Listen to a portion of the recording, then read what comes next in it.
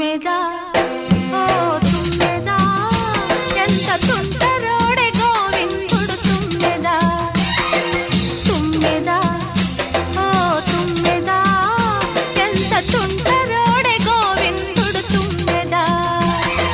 మగడు లేని వేళ తుమ్మెదా వచ్చి మొగమాట పెడతాడే తుమ్మెదా మాట వరుస కంటూ తుమ్మెదా పచ్చి మోట సరస మాడే తుమ్మెదా అంత ఎదురుగానే తుమ్మెదా రెచ్చి హత్తుకోపోయాడు